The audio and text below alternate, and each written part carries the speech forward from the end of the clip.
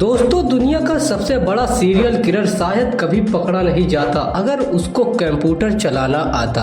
Imagine करो एक ऐसे डॉक्टर को जो शहर में बहुत मशहूर हो, लोगों की जान बचाने के लिए उनके सबसे ज्यादा करीब आता हो, उनके दर्द और तकलीफ को सुनता है और लोग भी उसकी इज्जत करते हैं और उसकी हर बात को मानते भी हैं। फिर वही डॉक्टर उन लोगों को बिना किसी शोर के बड़ी खामोशी के साथ मौत की नींद सुला देता है। ये कहानी है दुनिया के सबसे खतरनाक सीरियल किलर की, डॉक्टर हैरोल्ड शिपमैन की, मतलब डॉक्टर डेथ की, जो कि दुनिया की नजरों में एक शरीफ डॉक्टर और बंद दरवाजे के पीछे एक साइको डॉक्टर या फिर इसे एक किलर मशीन भी बोल सकते हैं। इस डॉक्टर ने अपनी क्लिनिक को हीलिंग सेंटर नहीं बल्कि एक मौत का अड्डा बना दिया था। इंग्लैंड के एक छोटे से टाउन हाइडे में जहां सिर्फ 30,000 लोग बसते हैं, वहां 23 सालों तक इसने इस खूनी खेल को अंजाम दिया। डॉक्टर शिपमैन ने अपनी क्लिनिक के आड़ में 260 से भी ज्यादा लोगों की जान ली। सबके सामने वो एक शरीफ और इज्जतदार डॉक्टर का मास्क पहने घूमता था, जबकि उसके अंदर एक खूनी कातिल छुपा हुआ था। इतना ज्यादा किलिंग करने के बाद भी उस पर कभी शक न होता अगर उसने एक छोटी सी गलती न की होती। दोस्तों, लोगों को मारने की वजह क्या थी? क्यों वो इतने सालों तक पकड़ा नहीं गया?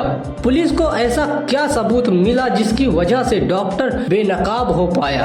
और जब इसकी सच्चाई लोगों के सामने आई तो लोगों ने इसको डॉक्टर डेथ का नाम क्यों दिया? आइए इस वीडियो में सब डिटेल के साथ समझते हैं। जय हिंद दोस्तों, welcome back ideal info TV.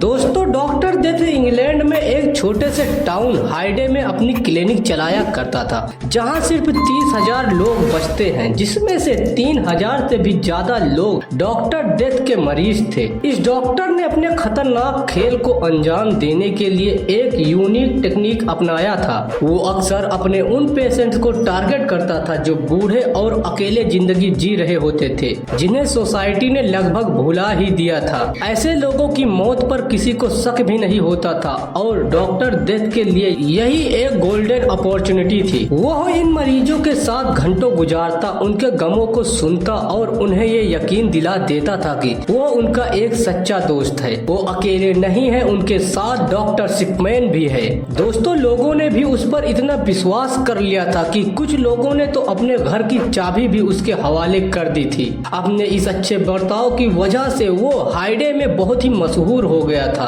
क्योंकि लोगों में ये बात मशहूर हो गई थी कि डॉक्टर शिपमैन बूढ़े मरीजों को अपनी बातों से ही ठीक कर देता है। लेकिन ये उसका पहला कदम होता था अपने शिकार के करीब पहुंचने का, और धीरे धीरे वो बातों ही बातों में उनकी सारी इंफॉर्मेशन निकाल लेता था कि कौन किस वक्त अकेला होता है और किसके पास कितनी दौलत है और कितनी ज्यादा है, घर में कौन कौन कब आता है और कब जाता है, किसके रिश्तेदार कहाँ पर रहते हैं। ये सब इंफॉर्मेशन वो इकट्ठा कर लेता था। और फिर वो दिन भी आता था जब वो अपने शिकार को खत्म करने का फैसला कर लेता था।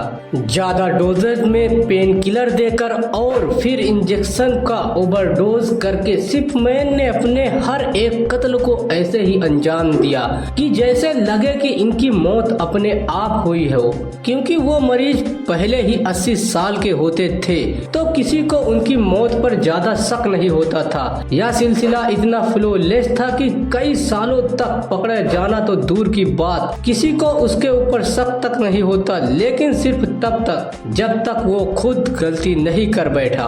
डॉक्टर शिपमैन का जन्म 1946 में ब्रिटेन में हुआ था। इसके 2 भाई और भी थे, लेकिन डॉक्टर शिपमैन अपनी माँ का सबसे पसंदीदा बच्चा था, इसलिए बहुत ही छोटी उम्र में उसकी माँ ने शिपमैन के दिमाग में ऐसी ऐसी बातें भरनी शुरू की कि उसका दिमाग उन बातों को संभाल नहीं पाया। वो उसे समझाती थी कि वो कुछ भी कर सकता है और वो सबसे ऊपर है। और फिर जब वो महज 17 साल का था तो उसकी माँ, जिसे वो सबसे ज्यादा चाहता था और सबसे ज्यादा केयर करता था, उसकी फेफड़ों के कैंसर के कारण मौत हो गई। ये अनुभव उसके लिए बहुत ही भारी था।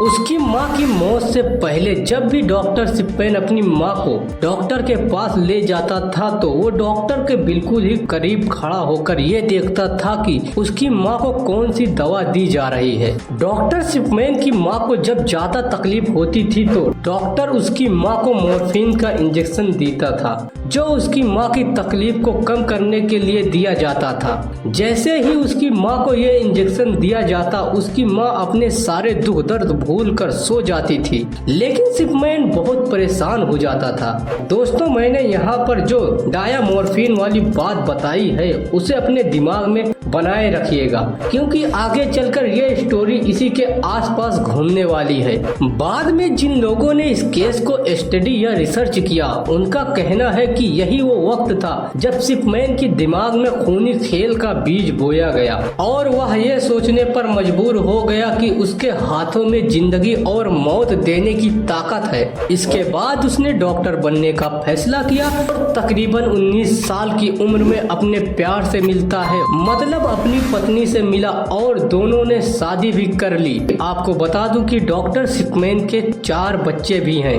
डॉक्टर सिपमैन ने अपने कैरियर की शुरुआत पोंटफेरेक्ट नामक जगह से की। वहां यह एक हॉस्पिटल में जॉब करता था।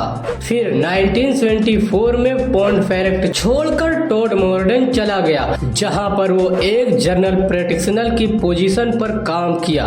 यहाँ पर उसे कुछ मरीजों के साथ पैथेडीन नामक ड्रग्स की ज्यादा डोजेस का इस्तेमाल करने के लिए पकड़ा गया, जबकि मरीजों को उसकी जरूरत भी नहीं होती थी। लेकिन कमाल की बात यह है कि इस ड्रग्स का इस्तेमाल वो खुद भी करता था। पैथेडीन एक तरह का पेन किलर है, लेकिन इसमें बहुत ही नशा होता है। डॉक्टर सिपमैन को पैथेडीन के नशे की आदत थी और वो जानबूझकर अपने मरीजों को ये दवा प्रेस्क्राइब करता था। डॉक्टर सिपमैन अपने मरीजों को ये दवा देता और मरीजों को इस दवा से आराम भी मिलता था, लेकिन वो ठीक नहीं होते थे।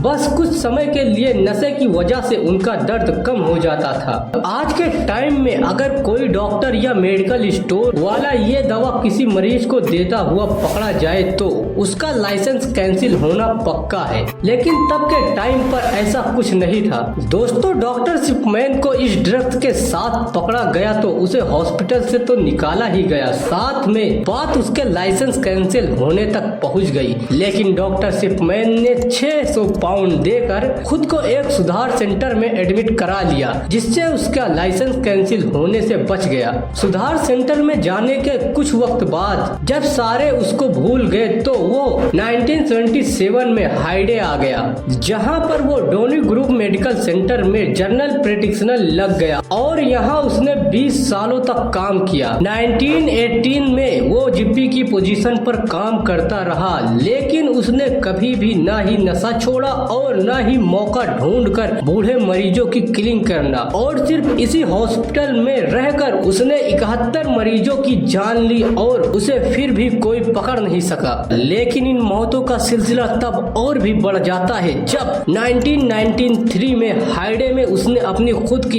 एक छोटी सी क्लिनिक खोली और शहर में एक अच्छा सा नाम बना लिया। अगले कई सालों तक मामला ऐसे ही चलता रहा, लेकिन किसी को भी डॉक्टर सिपमैन की हरकतों पर कोई शक नहीं हुआ और वो अपनी क्लिनिक में अपने मरीजों से बहुत अच्छे से बातें करता और उनकी देख रेख करता, फिर उनमें से ही अपने शिकार को चुनता था। यह डॉक्टर उस एरिया में इतने प्यार से रहता था कि सुबह से शाम तक जब भी लोग उसकी बातें करते थे तो बस उसकी तारीफें ही करते थे, लेकिन अंदर का सच कोई नहीं जानता था। हालांकि बाद में जब डॉक्टर सिपमैन पकड़ा गया तो उसने खुद ही बयान दिया था कि उसने सिर्फ अपने क्लिनिक में ही 44 मेल और 171 फीमेल की जान ली, जिसमें सबसे ज्यादा उम्र एक 93 साल की ओल्ड वुमेन से लेकर सबसे कम उम्र के एक 41 साल के आदमी की जान ली थी। डॉक्टर सिपमैन का यह खेल आसानी से चल रहा था, क्योंकि ये ज्यादातर बूढ़े लोगों को ही टारगेट करता, जिनकी मौत पर किसी को भी शक नहीं होता था। लेकिन डॉक्टर सिपमैन के खिलाफ पहला शक तब उठा जब 1998 में उसके किसी मरीज की मौत पर उसकी ही क्लिनिक के अपोजिट में द ब्रोकन सर्जरी नामक हॉस्पिटल में जॉब करने वाली एक और डॉक्टर लिंडा रेनॉल्ड्स ने यह नोटिस किया कि सिपमैन के मरीजों मरीजों के मरने की रफ्तार कुछ ज्यादा ही तेज है। उसने देखा कि सिर्फ 3 महीने में ही उसके 16 मरीज की मौत हो गई है, जबकि इतने ही टाइम में द ब्रोक सर्जरी जिनके पास डॉक्टर सिपमैन से भी 3 गुना ज्यादा मरीज हैं, उनमें ये नंबर आधा भी नहीं था। पर यह बात वहीं खत्म नहीं होती। सबसे हैरत अंगेज बात यह थी कि डॉक्टर सिपमैन के मरीजों को दफनाया नहीं बल्कि जलाया गया था, जो कि उनके परिवार और फ्रेंड्स के लिए भी काफी अजीब था। दोस्तों, आपको बता दूं कि जो ईसाई लोग होते हैं वो अपने मरे हुए लोगों को दफनाते हैं। सिर्फ बहुत ही कम लोग होते हैं जो जलाने का फैसला करते हैं। डॉक्टर लिंडा ने शक के आधार पर ही एक रिपोर्ट मजिस्ट्रेट के कॉर्नर को दिया, जिसमें तमाम डिटेल के साथ ये भी लिखा था कि डॉक्टर सिपमैन के 16 मरीजों में ज्यादातर बूढ़ी औरतें ही हैं जो अपने घर में ही मरी हुई पाई गई। और यह बात भी लिखी थी कि हर मौत के वक्त डॉक्टर सिपमैन वहां उनके घर पर मौजूद होता था, या तो सबसे पहला शख्स वही होता था जो उन मरीजों को मौत की हालात में पाया करता था, जो कि किसी भी तरह से नॉर्मल नहीं था। क्योंकि डॉक्टर लिंडा का कहना था कि घर में बीमारी से होने वाली मौत ज्यादातर बेड पर होती है, लेकिन सिपमैन के मरे हुए मरीजों की मौत कुर्सी पर बैठे बैठे, वो भी अच्छे कपड़ों में हुई थी।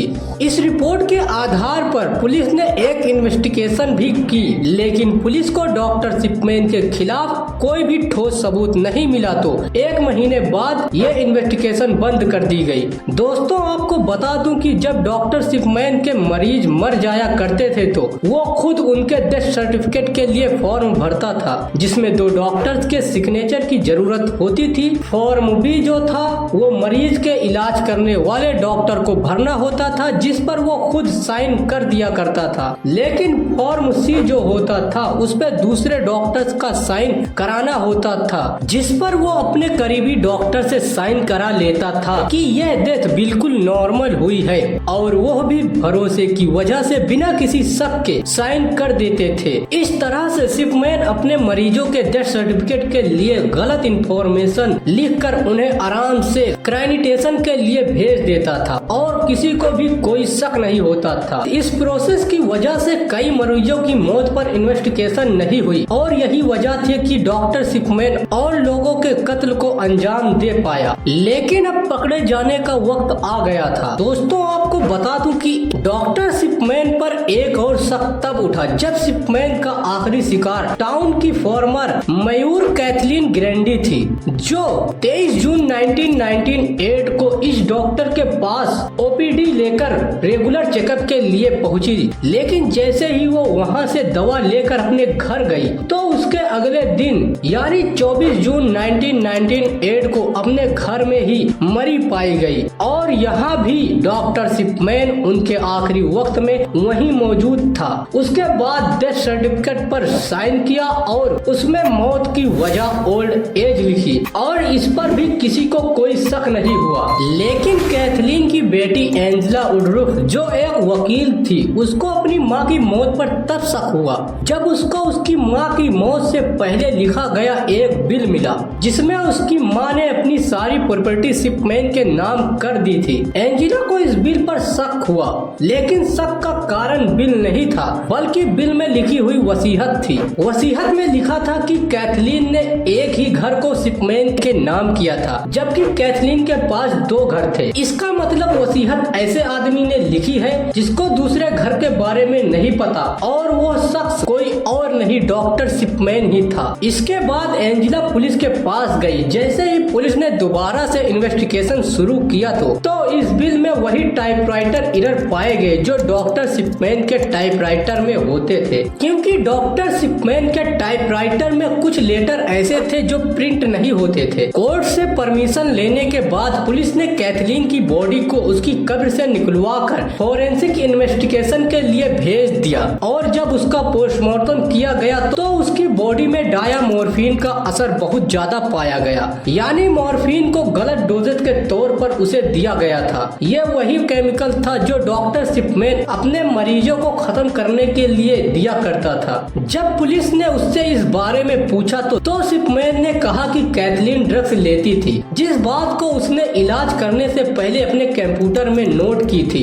जब पुलिस ने उसके क्लिनिक के कंप्यूटर को चेक किया तो मालूम हुआ कि सिपमैन ने अपने हाथों से ही अपनी गलती को लिख दी थी। दोस्तों, डॉक्टर सिपमैन ने हाल ही में कंप्यूटराइज मेडिकल जर्नल में एंट्री करना शुरू ही की थी, लेकिन उसे यह मालूम नहीं था कि उस एंट्री में उसने मौत से पहले की डेट डाल दी थी। लेकिन कंप्यूटर में उस फाइल के लास्ट एडिट डेट अपने आप ऑटोमेटिक सेव हो जाती थी और डॉक्टर सिपमैन ने कैथलीन की रिपोर्ट में वो भी बीमारियां लिखी थी जो उसके पोस्टमार्टम में साबित ही नहीं हुई। तमाम इन्वेस्टिगेशन के बाद 7 सितंबर 1998 को पुलिस ने हाइडे के जाने माने डॉक्टर हेरोल्ड सिपमैन को अरेस्ट कर लिया।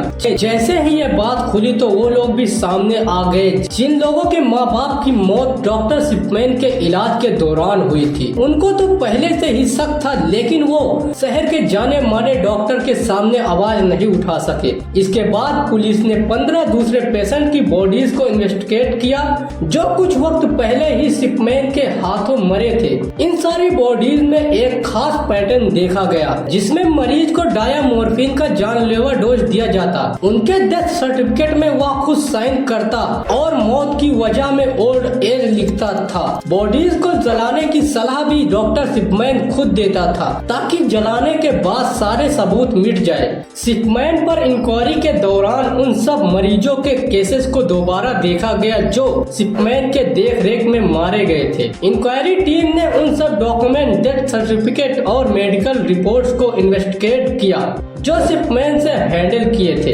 उसके अलावा उन लोगों की फैमिली से इंटरव्यू किया गया जिनके रिलेटिव सिपमैन से इलाज कराते थे और भी कुछ बॉडीज को वापस निकाल कर उनका फोरेंसिक पोस्टमार्टम किया गया, जो कि यह प्रोसेस पुलिस के लिए बहुत ही डिटेल्ड था। और इस दौरान यह मालूम हुआ कि सिपमैन ने 1975 से लेकर पकड़े जाने तक टोटल 218 मरीजों को कत्ल किया और यह तो कंफर्म नंबर है, लेकिन कई केसेस में सबूतों की कमी की वजह से उसको कंफर्म नहीं किया गया। एक अंदाजा है कि यह नंबर 260 तक भी जा सकता है। कोर्ट ने 15 मरीजों की मौत के जुर्म में सिपमैन को सजाए मौत की सजा सुनाई, लेकिन 2004 में उसने अपनी सेल की सलाखों से बेडशीट बांधकर खुद को फांसी दे दी। उसकी मौत के बाद उसके जेल के एक साथी ने हैरत अंगेज बातें बताई कि असल में सिपमैन ने 218 या 260 नहीं बल्कि 508 लोगों का कत्ल किया था और यह बात सिपमैन ने खुद उसको बताई थी। पर सिपमैन के इतने ज्यादा कत्ल करने का असल वजह सामने नहीं आ सकी। कुछ लोग उसको साइको कहते हैं और कुछ लोग पैसा कमाने का तरीका और कुछ लोग सिपमैन की माँ की मौत का असर भी कह रहे हैं, क्योंकि उसकी माँ जो थी कैंसर पेशेंट थी और उन्हें पेन किलर के तौर पर डायामोर्फिन दिया जाता था। एक्सपर्ट का मानना है कि शायद सिपमैन अपने मरीजों को भी ऐसे ही मॉर्फिन देकर मरता हुआ देखना चाहता था, लेकिन सच ये है कि एक शख्स ने लोगों के ट्रस्ट का खून किया, उनके दोस्तों और रिश्तेदारों का भरोसा तोड़ा और अपने हाथ खून से रंगे हुए भी कभी शक का एहसास भी नहीं होने दिया। यह कहानी एक डॉक्टर के डार्क सीक्रेट की है जो अगर छोटी सी गलती नहीं करता तो शायद कभी पकड़ा नहीं जाता। ये थी डॉक्टर हेरोल्ड सिपमैन की हैरत अंगेज और डरावनी कहानी। अगर आपको यह स्टोरी इंटरेस्टिंग लगी हो तो इस वीडियो को लाइक और शेयर जरूर करें और कमेंट में हमें बताएं कि आपका इस सीरियल किलर डॉक्टर के बारे में क्या सोचना है। जय हिंद दोस्तों, मिलते हैं आइडियल इन्फो टीवी की नेक्स्ट वीडियो में।